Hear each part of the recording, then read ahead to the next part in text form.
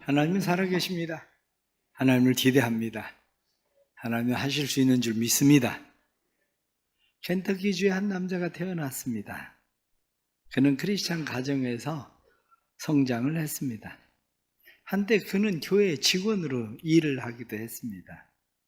하지만 도박에 손을 대면서 그의 인생이 달라졌습니다.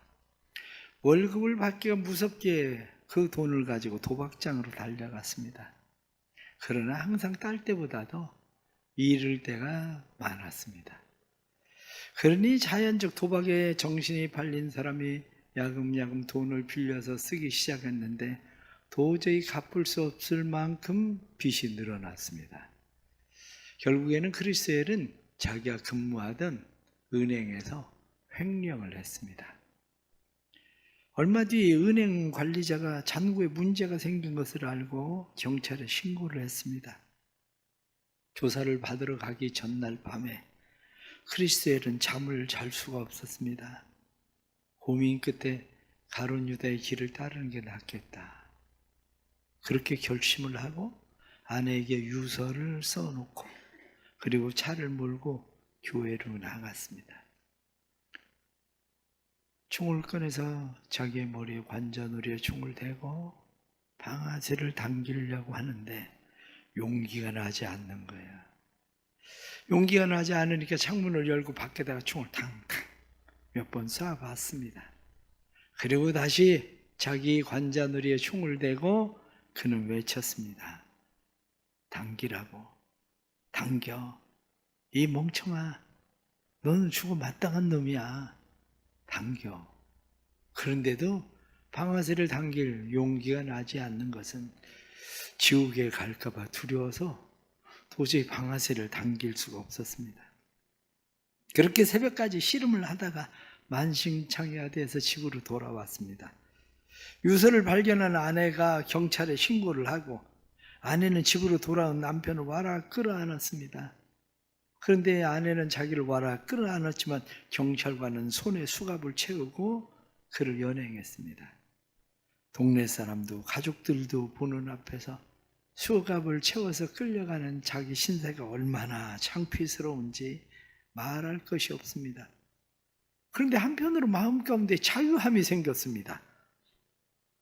거짓의 사슬에서 벗어날 수 있다는 사실이 자유스러웠습니다. 무엇인가를 얻은 것 같은 홀가분함을 마음 가운데 느끼게 된 거죠. 이제는 누군가가 다른 사람을 더 이상 속일 필요가 없다는 그런 마음이 생긴 겁니다. 크리스엘은 교도소에 결국엔 들어가게 됐습니다. 교도소는 다윗이 만났었던 아둘람 굴처럼 크리스엘에게는 아둘람 굴과 같은 곳이 되었습니다. 그곳에서 정신을 차리고 신앙을 회복하고 그리고 자기의 살아야 될 그 모든 것을 마치고 마침내 출소를 했습니다.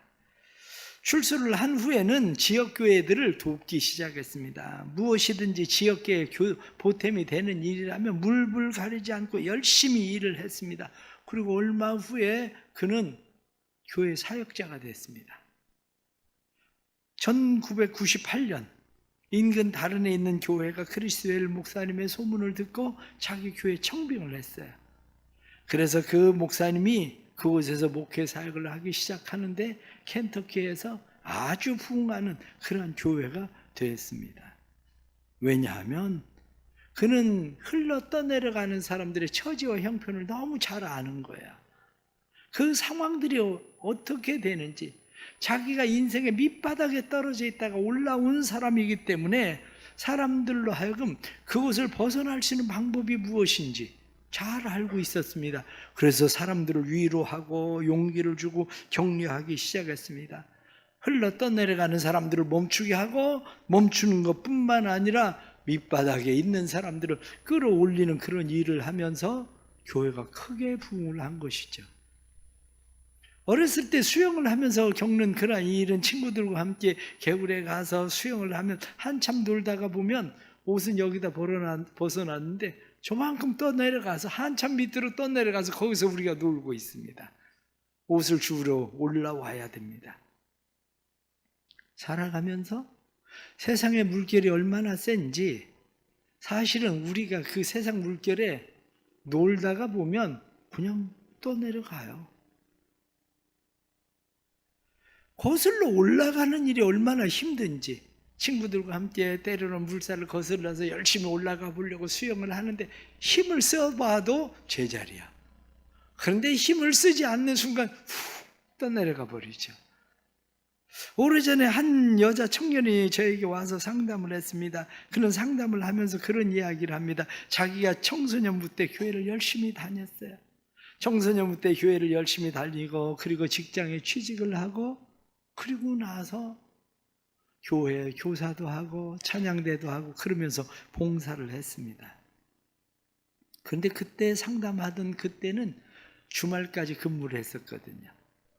그리고 주말이 되면 사람들이 늘 하던 것 중에 하나가 회식. 회식을 하면 빠지지 않는 게 뭡니까? 늘 술.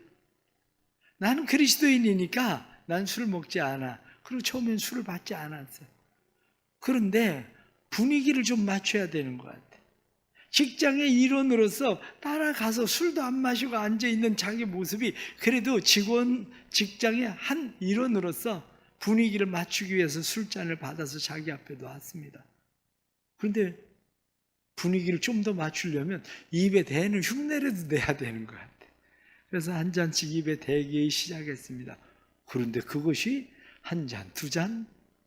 그런데 그때 당시에는 회식을 하고 나면 사람들이 왜 그렇게 또 나이트클럽을 밤에 잘 갔는지, 그래서 회식을 하고 나면 나이트클럽에 가서 또 춤도 추고 그리고 주일날 교회를 나옵니다.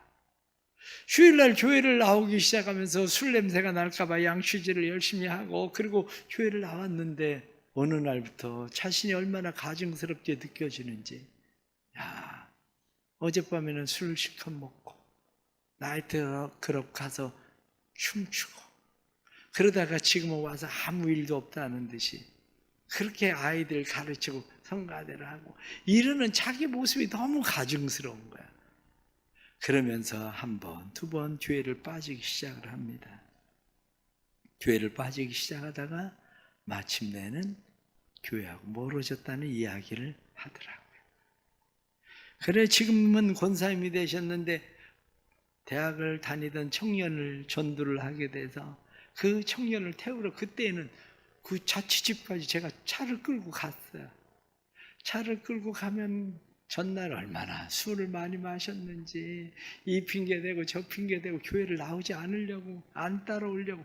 그런데 차를 집 앞에다 대놓고 기다리고 있으니 하는 수 없이 교회를 따라서 나오기 시작했는데 지금은 권사가 돼서 신앙생활을 얼마나 잘하는지. 사람이 신앙생활을 하다가 자칫하면 우리가 지켜야 될 그 자리를 지키지 못하고 나도 모르는 사이에 흘러 떠내려갑니다. 사거리에 서 있는 사람은 오히려 길을 잘못 들었다고 생각하면 돌아오기가 쉽습니다. 갈래길에 서 있는 사람은 잘못 길을 들었으면 돌아오기가 쉬워요. 그런데 흘러 떠내려가는 사람은 자기가 흘러 떠내려간다는 사실도 모르는 차이 흘러 떠내려가고 마는 겁니다. 사랑하는 성도 여러분, 혹시 흘러 떠내려가고 있지는 않습니까? 아니면 저만큼 떨어져 왔는데 떠내려왔는데 노을성 파도에 의해서 점점 바다 깊은 곳으로 지금 들어가 버렸는데 그것조차도 깨닫지 못하고 있지는 않습니까? 어떻게 해야 우리가 흘러 떠내려가지 않을까? 오늘 성경에 나타난 말씀을 보니까 우리는 들은 것에 더욱 유념함으로 우리가 흘러 떠내려가지 않도록 하는 것이 마땅함이니라. 성도 여러분, 흘러 떠내려가지 않는 것이 마땅합니다. 어디로부터 흘러 떠내려가지 않아야 됩니까? 3절 말씀 보면 우리가 이같이 큰 구원을 등한히 여기면 그렇습니다. 하나님의 큰 구원, 하나님의 은혜, 하나님의 사랑, 하나님으로부터 받은 은혜와 사랑과 구원의 역사를 경험했었던 사람이 어느 날부터 자기도 알지 못하는 새에 점점 흘러 떠내려가고 있는 거죠. 흘러 떠내려가는 그러한 삶에서 우리를 돌이키는 방법이 있습니다. 어떻게 해야 흘러 떠내려가지 않을 수 있을까? 가장 첫 번째는 영적 싸움이라는 걸 알아야 돼요. 내가 지금 흘러 떠내려가는 것이 그냥 저절로 떠내려가고 있는 것이 아니라 우리는 세상을 살아가는 것이 영적 싸움에 있다는 인식입니다. 에베소서 6장 12절 13절 말씀은 우리의 씨름은 혈과 육을 상대하는 것이 아니다. 통치자들과 권세자들과 이 어둠의 세상 주관자들, 악의 영들과 상대합니다. 성경 분명히 그렇게 말씀합니다. 그래서 전신갑주를 입고 너희가 악한 날에 능히 그들을 대적하기 위해서 든든히 서 있어라, 이렇게 말씀하는 것처럼 지금 내가 영적 싸움에 있는 거구나, 이 생각을 해야 됩니다. 그런데 영적 싸움이라는 의식 자체가 인식이 없는 사람들은 우리의 육이나 우리의 정신, 이성을 가지고 싸움을 하려고 달려들죠. 그러나 영을, 이성이나 우리의 육신을 가지고 어떻게 이기겠습니까? 영을, 이성이나 육신을 가지고 이길 수가 없습니다. 이게 영적 싸움이라는 인식을 가지고 있어야 영적 싸움에서 이길 수 있습니다. 사단은 어떻게 해서든지 우리를 하나님에게로부터 끌어내리려고 합니다. 하나님으로부터 멀어지게 하려고 합니다. 우리를 그렇게 하려고 하는 사단의 모든 이 괴계를 깨닫고 지금 나 영적 싸움에 있구나, 이걸 생각해야 되는데 종종 그리스도인들이 영적 싸움이라는 인식이 없으니까 자기 남편에게 그냥 잘해주면 교회를 나올 거라고 착각을 해요. 그렇게 해서 잘해줄 것 같으면 30년 동안 그렇게 잘해줬는데 왜 교회 한 번 안 나올까요? 이게 어리석은 일들이에요. 그렇게 잘해줘서 교회를 나오는 게 아니고, 영적 싸움이라고 하는 것은 보이지 않는 영이 그 마음을 장악하고 있기 때문에, 생각을 장악하고 있기 때문에 그렇게 되는 게 아닙니다. 우리는 이미 이 안에서도 영적 싸움을 지금 싸우고 있습니다. 졸음이 밀려오는 거? 피곤해서 졸린 겁니까? 그럴 수도 있죠. 그러나 대부분은 피곤해서가 아니라 영적 싸움에 지고 있기 때문입니다. 아니, 난 예배를 드리면 왜 그렇게 온 잡념이 이렇게 막 들어와가지고 아들네 갔다가 딸네 갔다 저 미국으로 갔다가 막 난 왜 이렇게 막 돌아다니까? 당연하죠. 영적 싸움입니다. 사단은 우리의 마음과 우리의 생각을 끌고 다녀요. 이게 영적 싸움이구나, 이 인식이 있는 사람은 그 싸움에 이깁니다. 그러나 그 인식이 없으면 영과의 싸움은 우리의 생각이나 우리의 몸을 가지고 이길 수 있는 것이 아닙니다. 그래서 명성훈 박사는 영적 전쟁을 위한 10가지 계명에 대해서 이야기할 때 그렇게 이야기합니다. 영적 전쟁은 하나님의 명령이시며 시대적 소명이며 그리스도인의 운명이다. 영적 싸움은 그리스도인의 운명이에요. 죽을 때까지 영적 싸움을 싸울 수밖에 없는 운명, 이것이 바로 우리가 가지고 있는 정체성이란 말이죠. 첫 번째로 이야기할 때 세계관을 바꿔라. 마음과 생각, 즉 세계관은 영적 전쟁의 가장 치열한 싸움터다.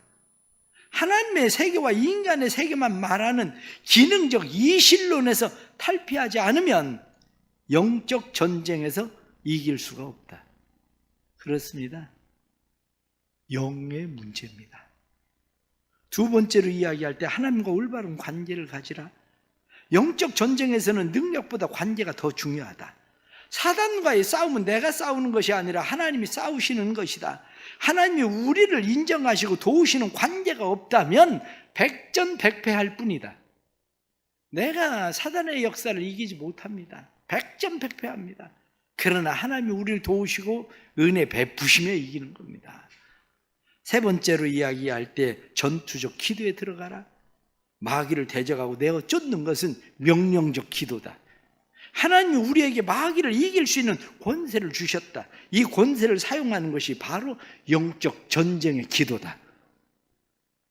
그 외에도 10가지를 쭉 이야기하지만 그 중에서 또 하나 8번에 보면은 비난과 축복을 지혜롭게 극복해라. 영적 전쟁의 적은 사단만이 아니다. 사람들로부터 오는 내부의 비난과 핍박이 더 강한 장애물이 될 때도 있다. 10번째는 성서적 균형을 유지하라. 극단주의는 항상 실패를 부른다.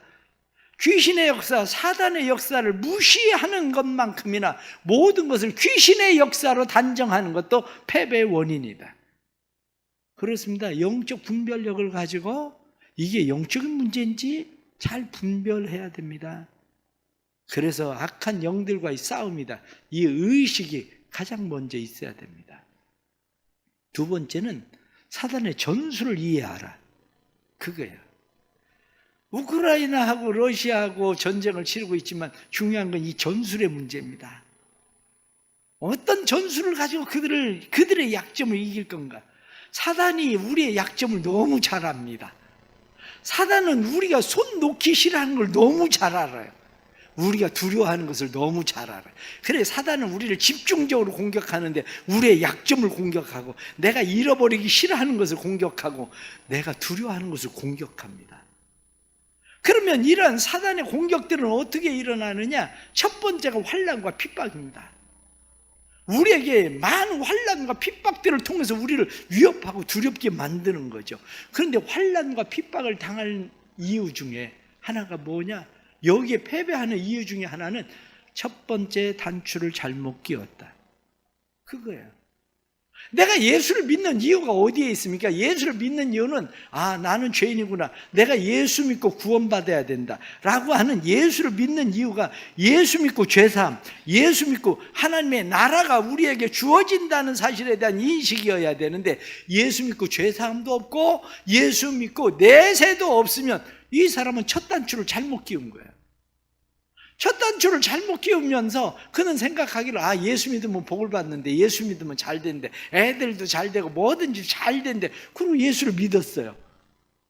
그런데 어느 교인이 새 가족이 교회를 나온 지 2주밖에 안 됐는데 저보고 와서 이야기를 합니다. 목사님, 교회를 못 나오겠어요. 그래서 왜 교회를 왜 못 나오겠다는 거냐? 그리고 이야기를 했더니 그분이 저에게 뭐라고 이야기하냐면, 목사님, 교회 나오고 나서 암 걸렸어요. 2주 됐는데 병원에 가서 진찰을 했는데 암이라고 진단이 나왔다는 거예요. 교회 가고 나서 예수 믿고 나서 암 걸렸다는 거예요. 내가 암이라는 것은 2주 만에 생기는 법이 없다. 암이라는 것은 당신이 예수 믿고 오히려 암을 발견한 거지 2주 만에 암이 생길 리가 없다. 그래도 이분은 두려운 거야. 예수 믿어서 암이 생기는 건가? 의외로 많은 사람들이 교회를 다니면서 어떤 일들을 만날 때 예수 믿고 잘 되고 만사에 형통할 줄 알았는데 예수 믿고 어떤 환난이나 핍박이나 어려움들이 오기 시작하면 이거 예수 잘못 믿었구나, 그만둬야 되겠네. 그런데 그때 깨달아야 되는 것이 이게 사단의 공격이구나, 영적 전쟁이구나, 이 사실을 깨닫는 게 중요합니다. 사단이 우리를 공격할 때 환난이나 핍박이나 시험이 아니어도 두 번째는 우리를 무장해제시키는 겁니다. 우리를 무장해제시키는 가장 좋은 방법은 뭐냐면 아무 일도 없게 만드는 거예요. 그냥 평안하게 만드는 거. 아무 일도 없이 그냥 평안하게 만들면 자연적으로 열심히 기도하던 사람이 기도도 안 하고 봉사하던 사람이 봉사도 안 하고 이제 뭐 할 일이 없어. 왜? 평안하니까. 근심 걱정 염려 없고 그냥 편안하니까 이제는 굳이 하나님 앞에 그렇게 기댈 이유도 없습니다. 그러면 자연적으로 무장해제가 돼버려요. 무장해제가 되는데 이러한 때 여러분들 기억하십시오. 히브리서 10장 25절 말씀을 보면 마지막 날이 가까이 올수록 모이기를 패하는 어떤 사람들의 습관과 같이 하지 말고 오직 권하의 그날이 가까이 오므를 볼수록 더욱 그리하라. 더욱 모이는 데 힘쓰고 기도해야 된다. 그렇습니다. 사람들이 스스로 섰다고 생각하면 넘어질까 조심해야 되는 겁니다. 무장해제를 당하면 그 다음에는 전쟁을 하고 싶어도 전쟁이 안 됩니다. 세 번째, 사단이 우리를 공격하는 공격은 유혹입니다. 우리를 유혹하는 거, 더 편안하게 만드는 거예요. 안락함을 이제 자꾸 주는 거예요. 그래서 사단은 예수님에게도 그렇게 말합니다. 사단은 예수님에게 나한테 절해라. 그럼 천하만국을 다 너에게 주겠다. 그런데 천하만국은 사단이 쥐고 있는 게 아니라 천하만국의 모든 것은 하나님의 손에 있는데 사단은 마치 자기의 손에 있는 것처럼 그렇게 말합니다. 그래서 사단은 우리를 끊임없이 끌어당겨요. 돈을 줄 것처럼, 명예를 줄 것처럼, 권력을 줄 것처럼, 그런 모든 것을 줄 것처럼 끌어당기는 것을 요한 1세에 나타난 말씀은 무엇라고 이야기하느냐? 이 세상이나 세상에 있는 것들을 사랑하지 말라. 누구든지 세상을 사랑하면 아버지의 사랑이 그 안에 있지 아니하다. 사단이 우리에게 주는 것들이 있는데 그것이 육신의 정욕과 안목의 정욕과 이생의 자랑이니 이것은 아버지께로부터 온 것이 아니다. 사단은 우리에게 육신의 정욕, 그렇습니다. 육신의 정욕을 가지고 계속 유혹을 해요. 어떻게 하면 쾌락을 누리고 더 먹고 더 잘, 그냥 한마디로 즐기고 인생을 살 수 있을까? 괜찮아. 너 위해서 살아. 누구 위해서 살 필요 없어. 너 위해서 살면 돼. 네가 한마디로 네 마음에, 요즘 아이들이 그런 얘기하죠. 네가 끌리는 대로 살아. 이게 사단이 하는 전략입니다. 너 끌리는 대로 살아. 이게 육신의 정욕입니다. 두 번째는 우리 안목의 정욕이에요. 안목의 정욕은 사람들에게 어떻게 하면 좀 더 잘 보여볼까? 그래서 사람들은 좀 더 잘 보여보려고 명품 아니면 더 비싼 거, 더 나은 거, 심지어는 뭐 사람들은 파마만 조금 비싼 거 해도 그걸 자랑스럽게 생각하고 사람들은 그렇게 자기를 드러내려고 해요. 하나가 이생의 자랑입니다. 우리로 하여금 명예를 갖고 힘을 가지고 무엇을 휘둘러 보고 싶어하는 마음. 그렇습니다. 사람들은 높아지면 잘 보일 거라고 생각해요. 커지면 잘 보일 거라고 생각해요. 그러나 높아지고 커진다고 해서 잘 보이는 게 아니라 높아지고 커져도 영적으로 보면 망할 길로 더 빨리 내려가고 있는 거예요. 무거운 물건을 던지면 더 빨리 내려오는 것처럼 그런 현상이 일어나고 있는 거죠. 중요한 것은 사랑하는 성도 여러분, 어디에 머물러 있습니까? 바로 그거예요.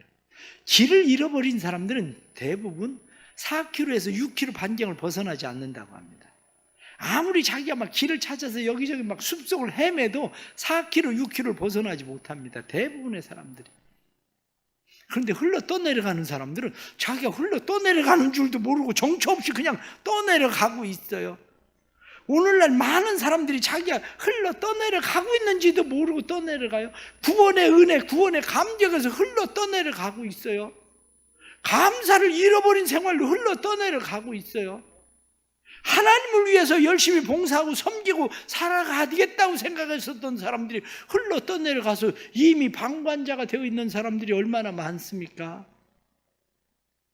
때로는 사람들이 자기가 흘러 떠내려가는 것을 정신을 차리고 보면, 야, 그래도 내가 신앙생활 처음에 열심히 있을 때는 그냥 무슨 정신으로 새벽 예배를 다녔나 싶은데 새벽 예배 안 나간 지는 벌써 20년, 30년 되고, 금요교대 안 나간 지는 벌써 20년 되고, 수요교대 안 나간 지는 10년 되고, 찬양 예배 안 나간 지는 5년 되고, 목장 예배 안 드리고 구역 예배 그런 건 관심 없어진 지 코로나까지 합쳐가지고 그것도 10년 되고, 왜? 나도 모르게 지금 흘러 떠내려가고 있는 겁니다.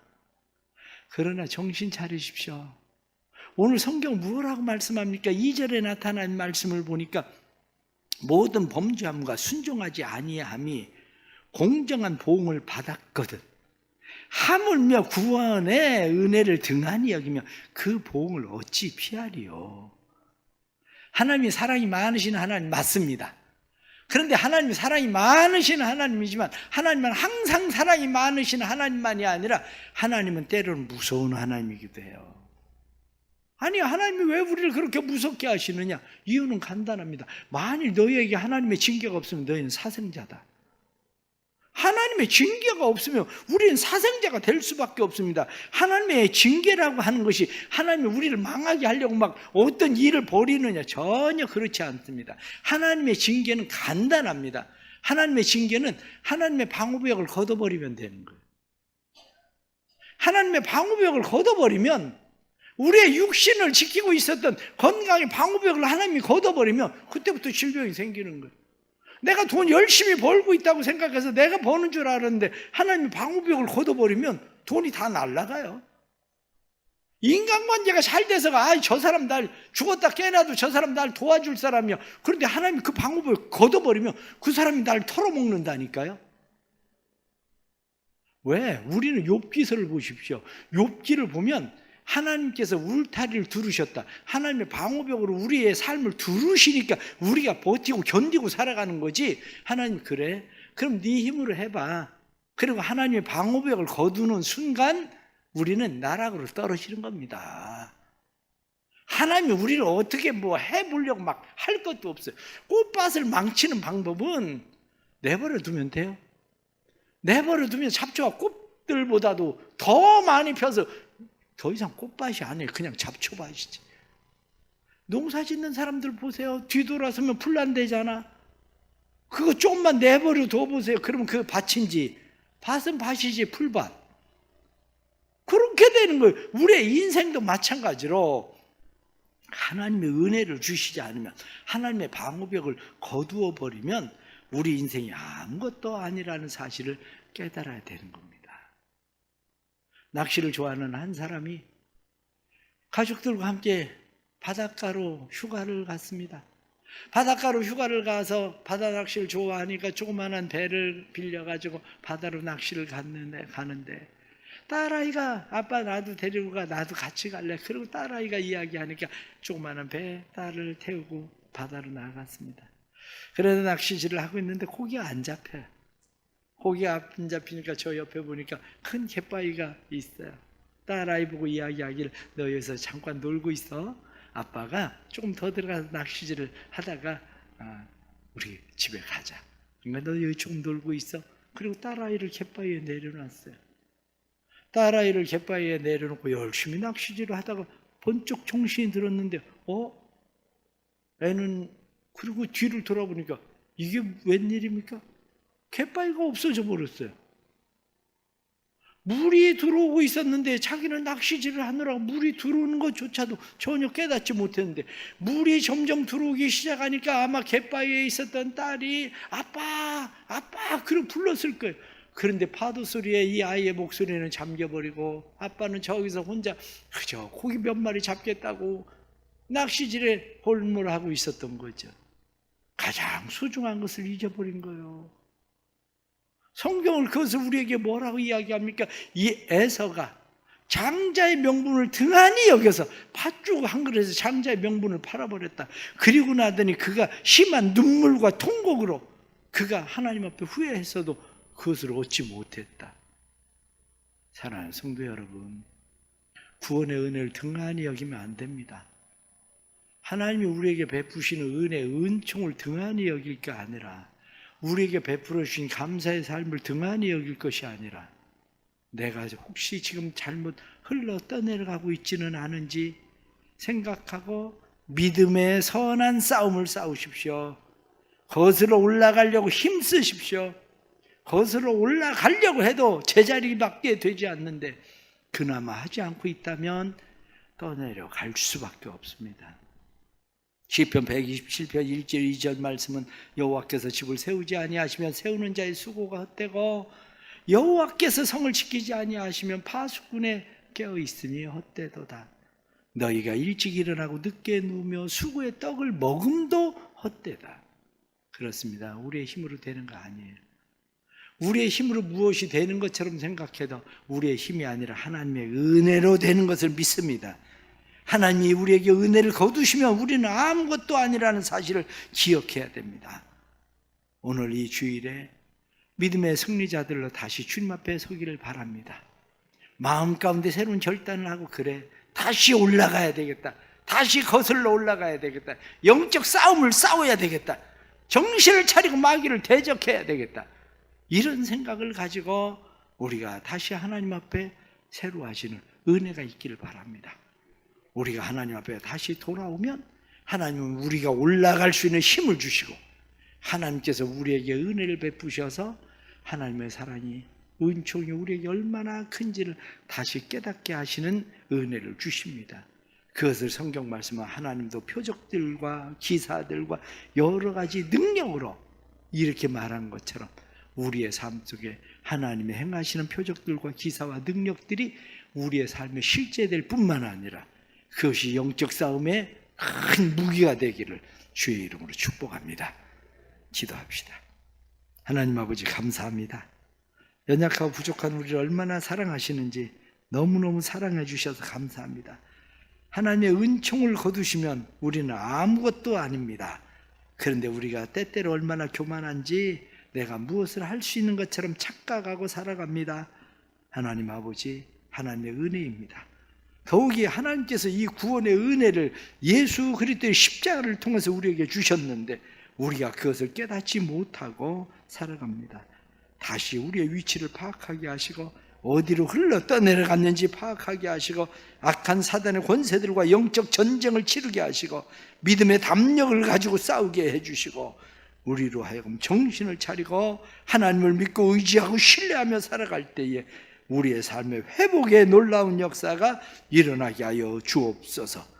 딸아이를 잃어버리는 것처럼, 장자권을 잃어버리는 것처럼 하나님의 은혜를 잃어버리는 자들 되지 않게 해주시고 흘러 떠내려가지 아니함이 마땅하도다 하신 대로 흘러 떠내려감이 아니라 오히려 거슬러 올라가는 믿음의 승리자들 되게 해 주옵소서. 예수 그리스도의 이름 받들어 간절히 기도드리옵나이다. 아멘.